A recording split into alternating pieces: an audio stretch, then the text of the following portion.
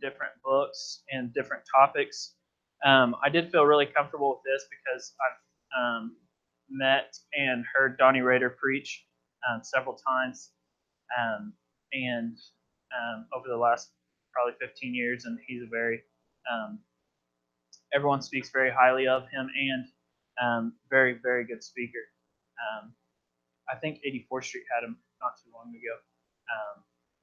But anyway, so that made me feel very comfortable as far as everything being sound in this book. And then self-denial is something that is, I guess, somewhat specific, but it's not too specific. It's something that is the root of a lot of different sins. And so it's kind of vague and broad. So that was kind of the reason for the choice of this book. Adam helped me pick it, and this is the same style of book that we teach in our Sunday morning class, and it's the same style that we teach, and we really like the style because it's a lot of questions. There's a small kind of outline at the beginning, and then it has a bunch of questions, and we really like that. The way that our Sunday morning book was formed, so we wanted to stick with the same style. In kind of preparing for this lesson, obviously we won't be going over the questions today because no one had a book, and I promise I ordered them like 3 weeks ago, and they just came in today right after lunch. So, but in preparing for this lesson, I did a Bible search over the term Jesus asked. Jesus asked was found 147 times in the New Testament. And I was thinking about the best, some of the best teachers in the Bible. And obviously Jesus taught not only people who were not Christians, but he taught the apostles throughout his ministry. And that was something that came up 147 times that Jesus asked. And that was a way that Jesus taught really well, is that he would ask other people, what do you think about this? Or what do you think? And people would come to their own conclusions. Obviously, Jesus knew the answer to everything. But that was a very effective way to teach. Obviously, Jesus found it that way as well. So my goal in this class is to hopefully ask a lot of questions and get not only opinions, but hopefully people will answer with Bible thoughts and Bible verses when you have answers and comments. But my goal is to hopefully facilitate the class where we can stay on topic, but also have a lot of comments and questions and things like that. Also, one of the best classes, I guess Bible classes, I don't know if it was the best, but it was one of the ones that I paid attention the most, was when I lived in Lubbock and I went to church with Brett Hoagland. In the adult class, he would just go through the questions, and he would just call on, number one, Nathan, what do you have? And it was insane. I'm not that brave, but I would like to kind of, have different people, thinking about that class. I had every lesson done, and I was new at that congregation too. And I came to visit before, and they went through a class, and he was just like, question number one, what do you have? And I was like, just like waiting on that person to answer. So, but that's how he always did it. So people were kind of, they knew and they were prepared. And every once in a while, somebody would be like, I don't have that, and it wasn't a big deal. But I paid attention so well in that class because I didn't know if I was going to be next. Nova?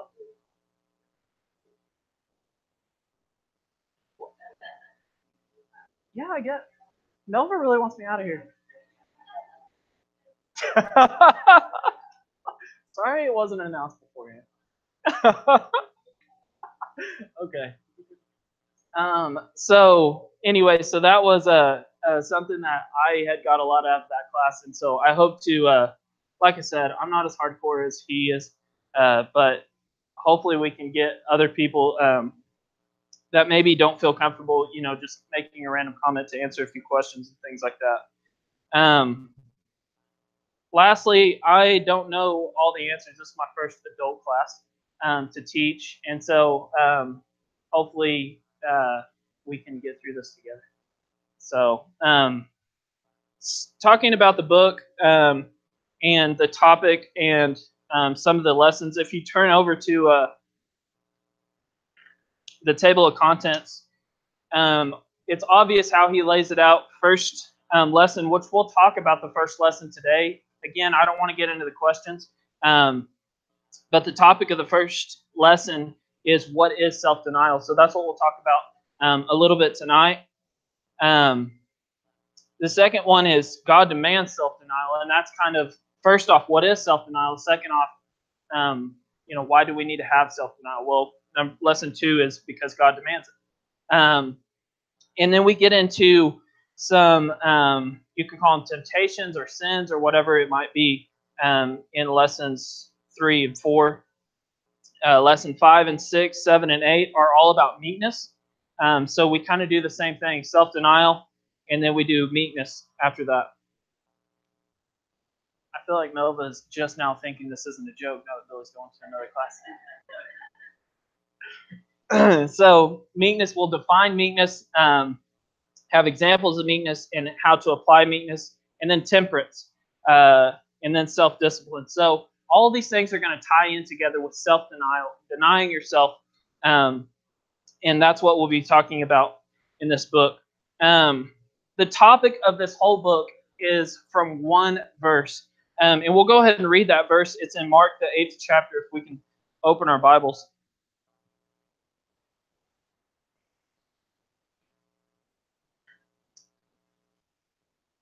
Mark chapter 8 and verse 34. Nathan, can you read that?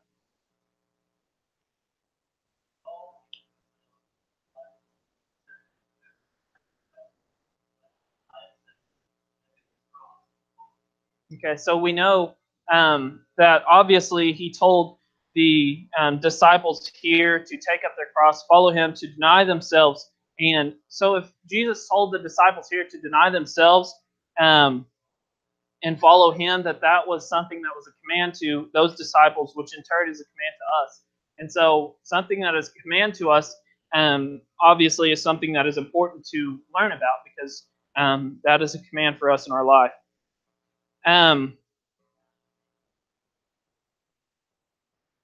So denying yourself is, I think we actually talked about it in our Sunday morning class a little bit. It's something that is very similar to selfishness or something like that. Would, I guess, be the opposite of that.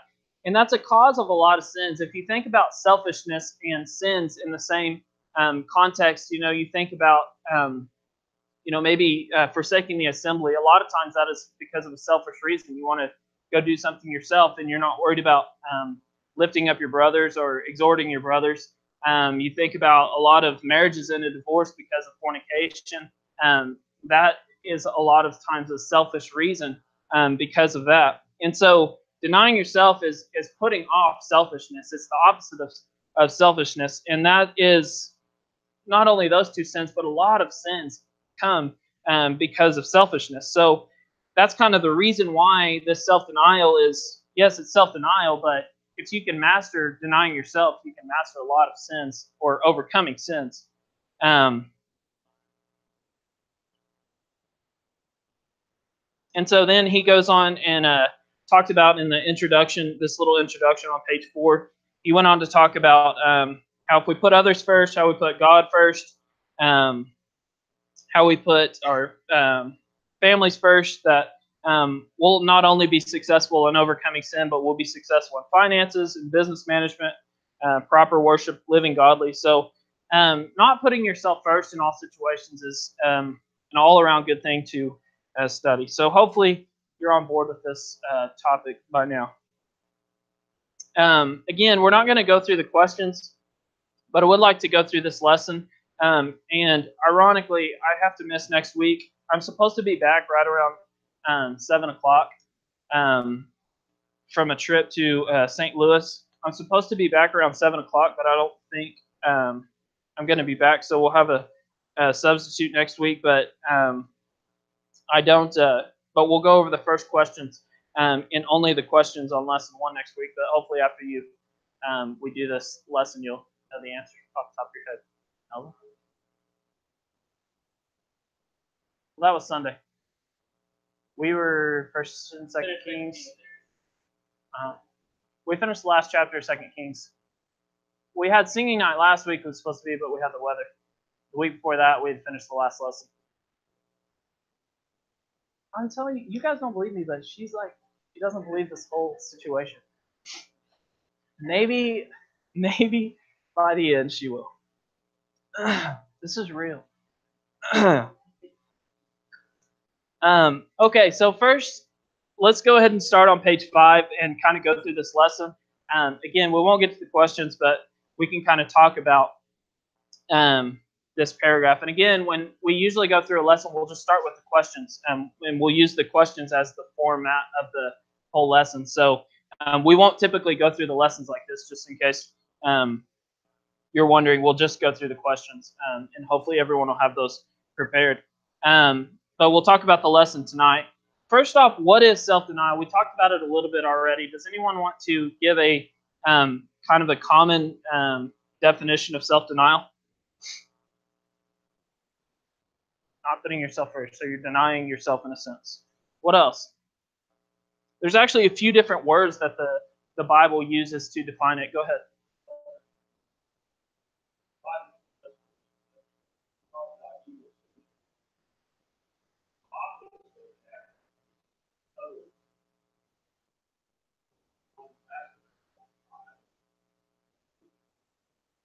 Right.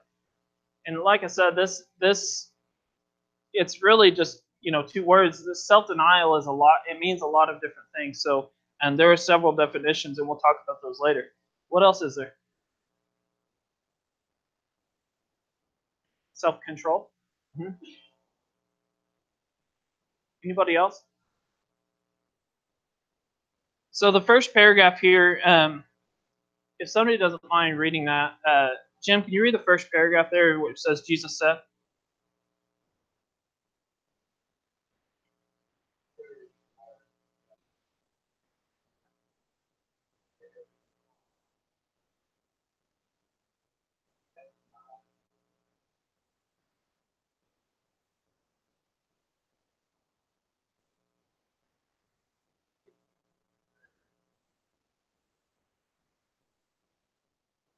Okay, so self-denial is, in a lot of sins in general, take willpower. It is, something that we're going to study in this class, that, deny yourself, put others first, have self-control, some of the things we just talked about. But it's not something that is people are confused about, I guess is what I'm saying. It's not like, oh, I didn't realize I was supposed to put others first. This is something that takes a lot of strength of will. It's willpower. And so that's why this is something that's so hard. It's not confusing. It's a very basic concept to put others first. But it's something that takes a ton of strength. Does anybody else have anything to add on that? In paragraph, the little box there says, man has a great problem mastering himself. Those who willfully engage in sin have not learned to control themselves. And that's another aspect of self-denial, is controlling yourself. The next paragraph, Adam, can you read that?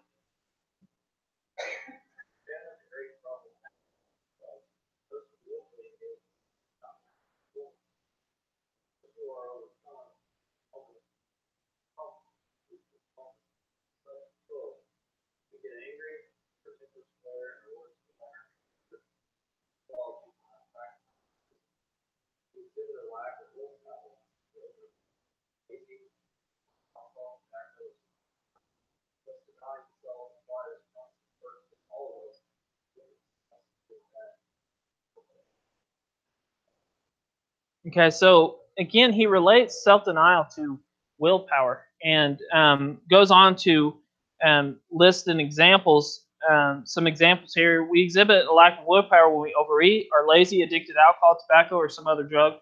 And denying ourselves requires constant work for all of us.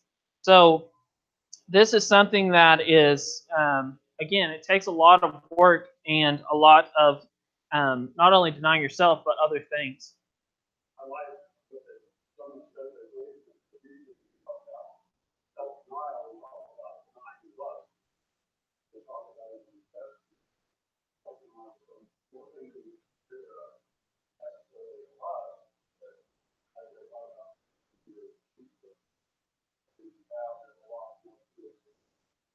and one of the benefits, I think, when it talks about in the Bible of confessing your sins one to another, is that people deal with the different things and people are tempted by different things.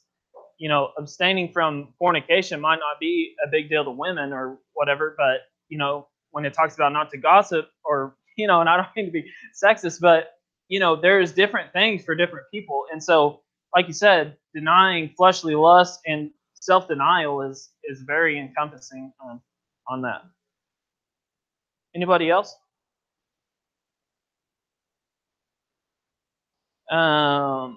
Somebody read, Natalie, will you read the Shakespeare wrote?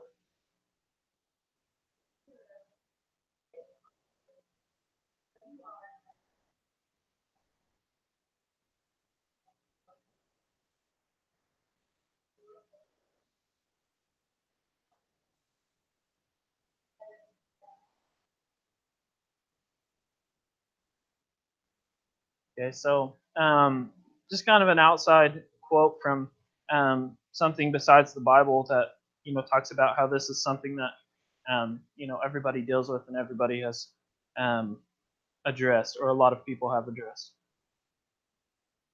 The next paragraph there, who would somebody read that? Go ahead.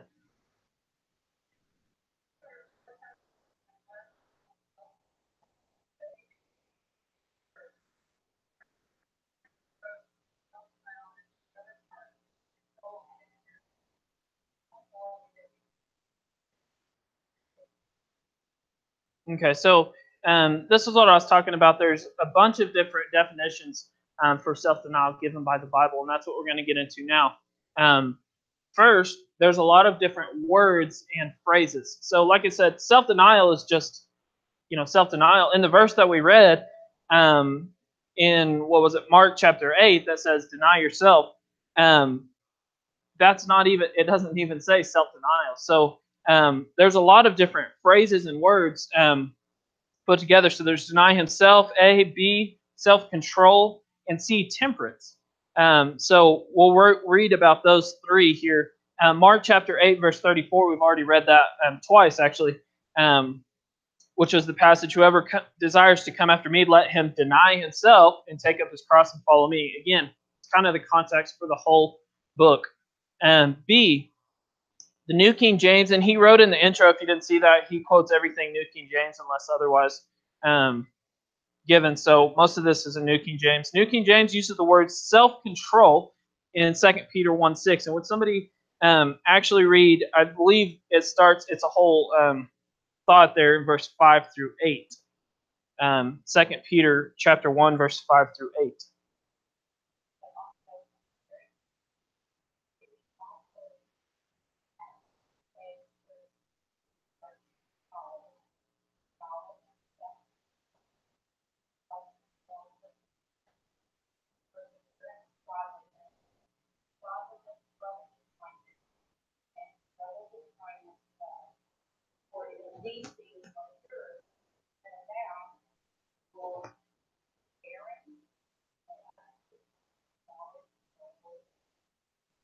Okay, so thank you. That is another, you know, instance where it talks about how you have to put on these things as Christians. You have to put on these things to add to your faith.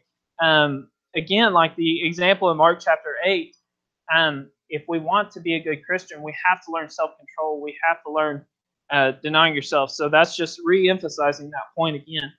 And Titus chapter 1 in verse 8. Go ahead, sorry.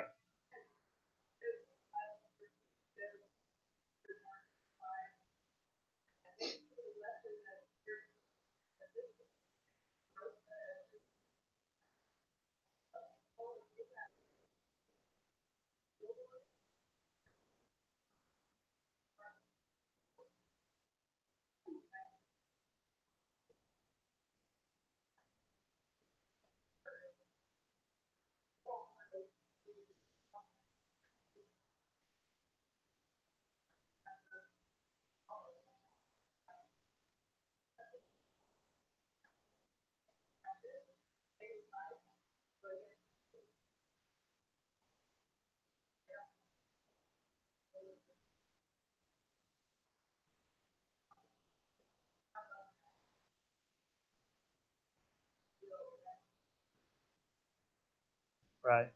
If you think about that, in a lot of, I don't know, jobs or whatever, that the same exact thing that you gave makes sense. You learn how to, if you're going to be like a manager of a business, you learn how to lead people first. And then when you learn how to lead people, then you're able to, do a lot more different things and more technical deals. But self-control, like you said, is something that when you can control yourself, now that opens the door for a lot of, so like I said, it's a very basic thing and a very fundamental thing, a part of being a Christian.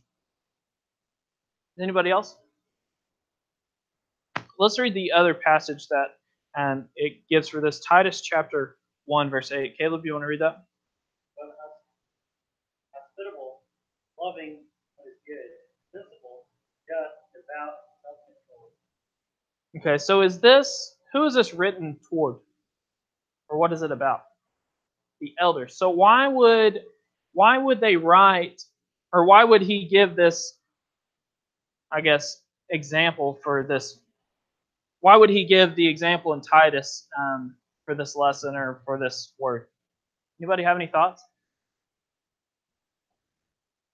Qualification of elder, and all of us, I guess, men should be striving to be an elder. So it should apply to, if you want to be an elder someday, it should apply to a lot of people, and it should apply to definitely the elders that we have. It's a very, like we just talked about, fundamental part of being a Christian is having self-control.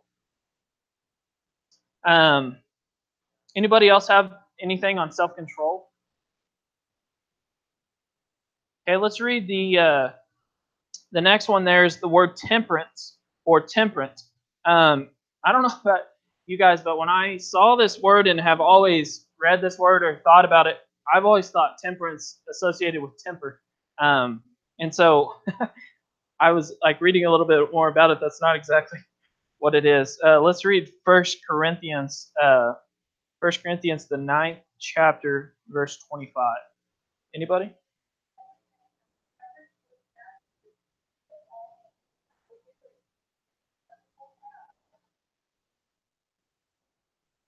Okay.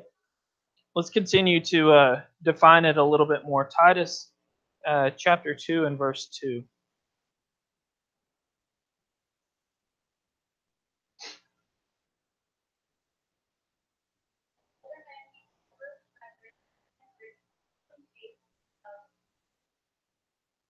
Okay, so I'm going to read I thought I had the definition written down, but the definition for temperance is abstinence, self-restraint, especially in eating and drinking, sobriety, self-restraint, prohibition. And so this word is actually associated with the temperance movement, which was kind of like the prohibition, I guess. And so when you think about that, you think about just, I guess, self-control. It's all the same, words that are associated with each other. Did you have some?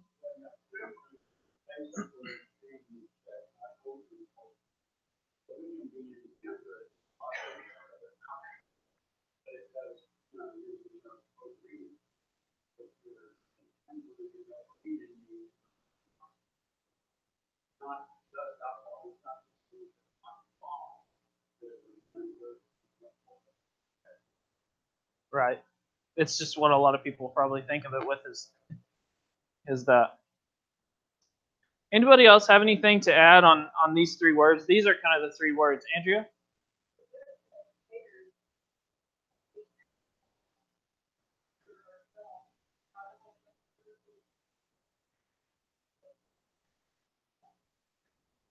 Right. Yep.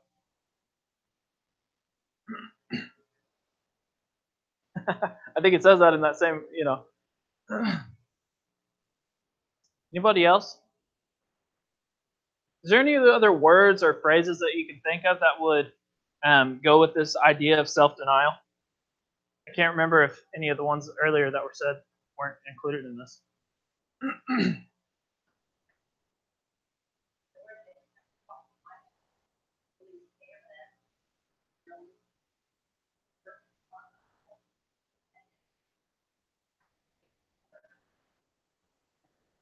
You kind of just quoted it, but it's the verse that Paul writes that I run the race that before, that being a Christian is a long, marathon.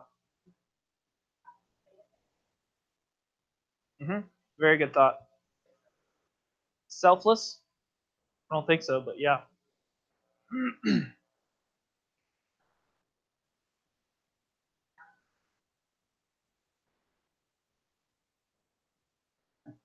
Yeah.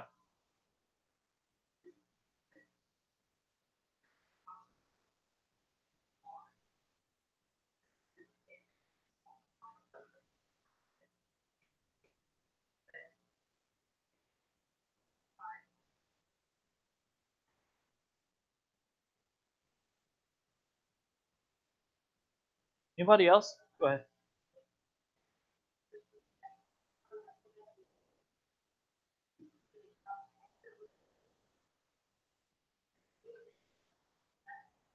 It's opposite of being selfish, yeah.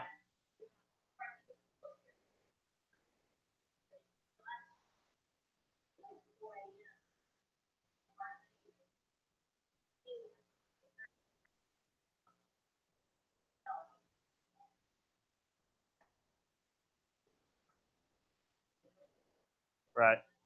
Modern day language, yeah. So hopefully everybody kind of sees, and again, when I was saying that I feel like this book is perfect because it's a fundamental thing that kind of applies to all sins. Hopefully you kind of understand now, that I've already done the first lesson, so I already knew, a little bit about this, but this is something that applies to all of us, A, which is great, and B, not only does it apply to some aspects of us being a Christian, but it applies to all parts of being a Christian. Again, because if you can master this, you can overcome sin a lot better. One of you, go ahead. Thank you for nothing.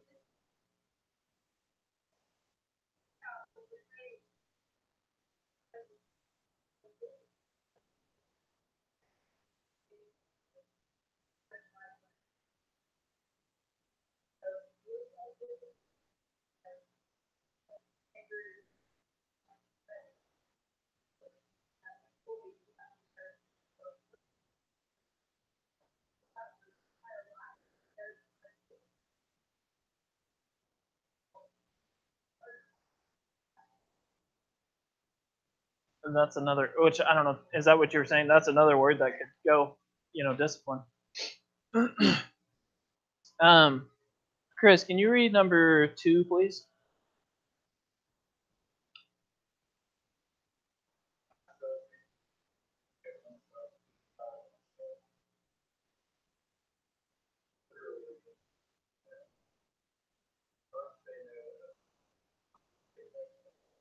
Okay, so again, this isn't something that, because really the book could be wrapped up here. Self-denial or deny self literally means to say no to yourself, say no to others, harder to say no to ourselves. I mean, it's not something that is confusing and something that we're all going to strain to try to figure out what it's talking about. This is something that is good to remind yourself of, and it's good to have constantly on your mind for however many weeks that we go through this book, and you'll be thinking about it hopefully in your everyday life about instances of this is denying myself, this is being selfish.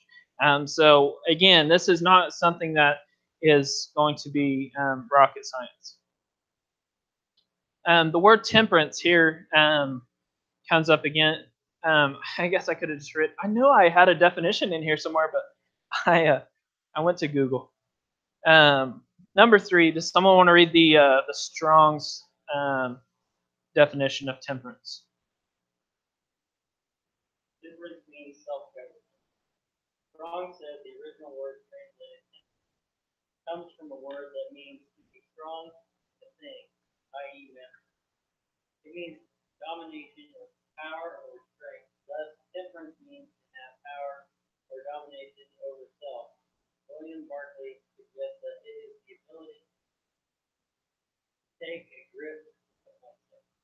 Okay, so means to have dominion or power over strength. Temperance means to have power, dominion over self. Again, that is not temper. I don't know. I guess it's because it sounds a lot like. I was just thought they were somehow related. Okay, so again, turning the page, we continue to talk a little bit more about this. And I didn't think that this was the best, kind of part of this. Talks about Aristotle here in four different ways or four states that humans, I guess, battle. And so we'll talk about the four states here just to go over them first. First one is perfect temperance. Again, that word. B is unbridled lust. C is incontinence. Incontinence. See, I told you, it's my first class. And D, self-control. So let's read the first one there. Larry, do you mind reading A? Perfect temperance. This is the reason for passion. Okay, so that's the perfect situation, I guess. And like Andrea kind of said, there's I guess points where none of us have perfect temperance or perfect in all aspects of our lives. So this is part of the part that he's saying here, though. B, does somebody want to read that?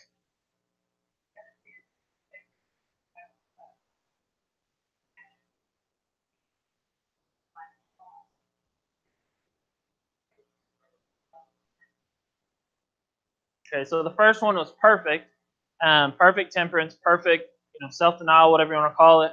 And then at the other end of the spectrum is only, what does it say? It says passion rules over reason. So you literally do whatever you want. You do whatever feels right in the moment. And we know people like that. I know that I have known people like that, and it makes me always think of I'm gonna mess it up, I'm sure, but it makes me think of the quote where discipline weighs ounces, but regret weighs tons. Where you would think like, going to church, what a bore. I don't do that. I treat myself every Sunday. I do this, whatever. But you see, in the end, regret weighs tons. Or you think about a marriage. Discipline weighs ounces. Where yeah, it might not be convenient to not hang out with your friends one night and hang out with your wife because you haven't seen her in a week. But regret weighs tons. Where after that goes by for 3 years, you're in a much bigger predicament. So this person that is on the other end of the spectrum, this unbridled lust where passion is ruling over reason, makes me think of that discipline is just weighs ounces compared to the opposite. Anybody have anything to add on that? Go ahead.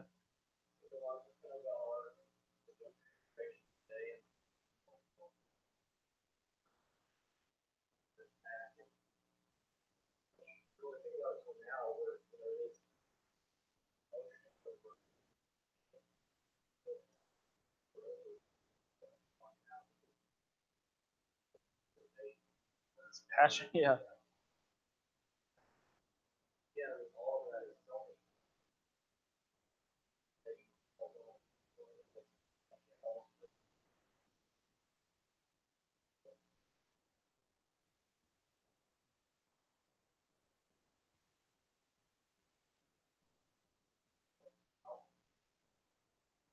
And your point makes perfect sense with it's the same people. It's not like it's different people, but it's the same people that are also in the, if you think about the religious world now, it's the same type of situation where passion or what did you call it, feelings or whatever, completely outweigh reason when you look at the Bible and what is authorized in the Bible, what is we're told to do as Christians in the Bible, and what's done at certain churches. That there is no reason. It feels right. I'm doing it for Christ. And so this applies to, what he just said. Well, it applies to the religious world as well. Let's read the next one. Bill has to read this because he knows how to say it.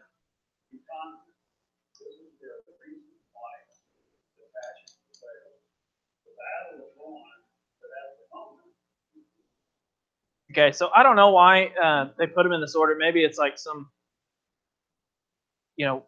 historical deal of why he did this. But so he starts at the far end, perfect temperance, goes to the opposite end, unbridled lust, and now it's just a step up. So you're kind of in between. It took me a minute to figure this out when I was reading through this, but reason fights. So that makes sense. In trying to make this into a religious part, kind of the example we were just talking about, why you wouldn't have instruments in your worship, but it really pumps me up. Or, it's I really feel like, I'm doing a good worship service when that's going on. So that's, you're kind of taking a step up. And let's read the last one. Anyone? Go ahead, Marty.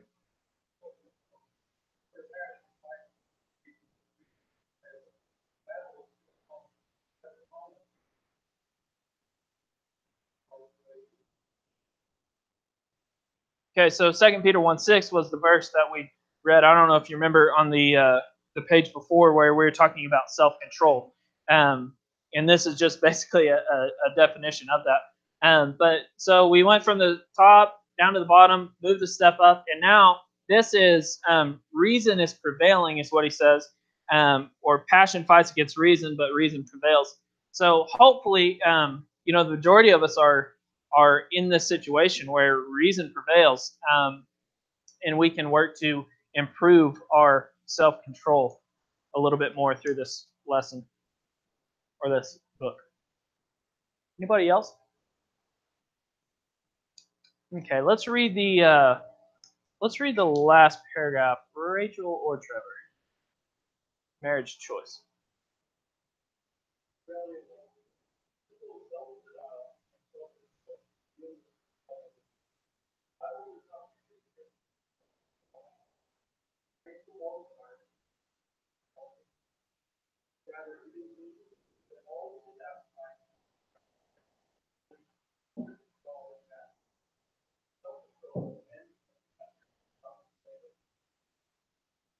Okay, so this last paragraph is just kind of talking about how, we have passions, or we have, I don't know what to call it. We have things that motivate us or drive us in our life, and those are given to us by God.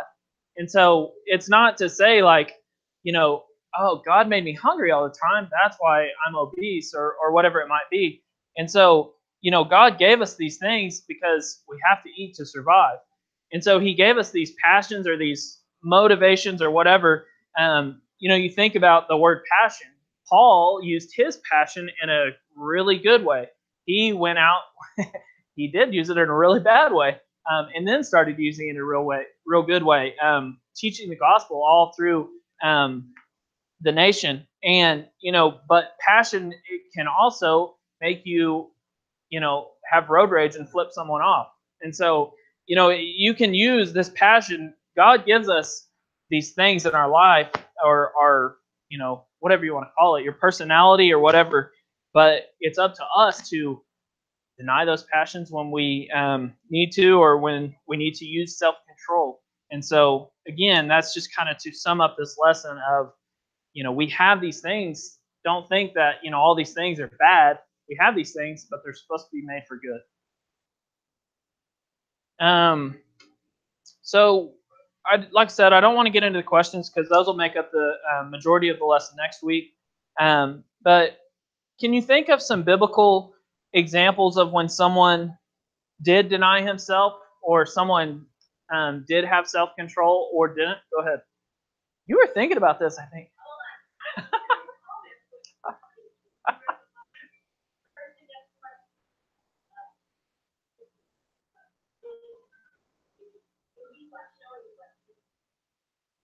Test number 1. Yeah. good example. Go ahead.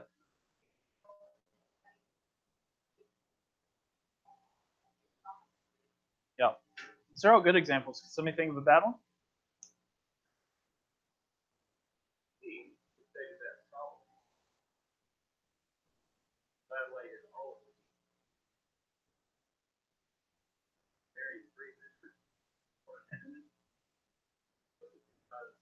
Talk about passion, the richest guy that ever lived at 300. Yeah.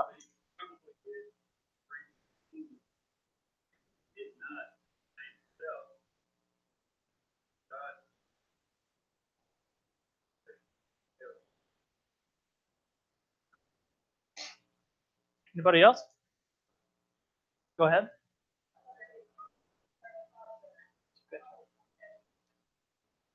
Mm-hmm.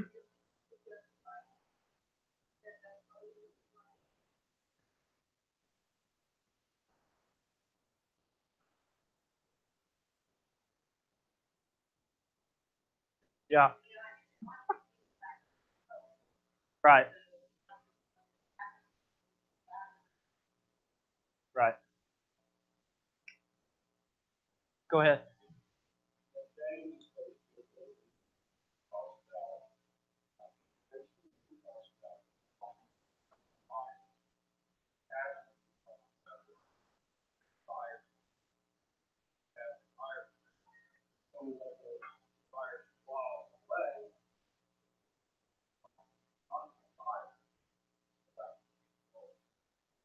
Right.